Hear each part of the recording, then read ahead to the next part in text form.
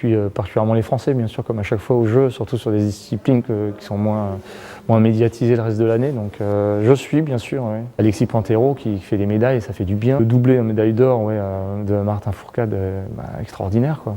Et puis on voit que c'est pas facile, hein. On voit qu'il se plante, on voit qu'il faut qu'il se remotive, qu'il repart le lendemain après une déception, et puis il remet une couche pour gagner une médaille. Ça montre aussi que même quand on est le maître de son épreuve et qu'on pense que c'est facile, c'est très dur pour tout champion, même quand il gagne.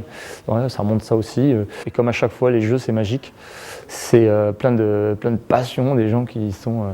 les gens qui suivent les jeux, quand on les entend parler, ou les journalistes, on a l'impression que c'est des passionnés à vie, quoi. On est tous accros et spécialistes des épreuves qu'on suit, alors que le reste de l'année, souvent, on n'en parle pas. C'est la magie des jeux, quoi. Ça emmène tout le monde avec soi dans la compète. Et puis on découvre les sportifs, quand on découvre un peu plus, il a gagné, il a perdu, on rencontre un peu plus le sportif à ce moment-là, et on découvre des personnalités, on découvre des vies, on découvre des gens souvent hors normes. Donc voilà. L'histoire des jeux est toujours bien.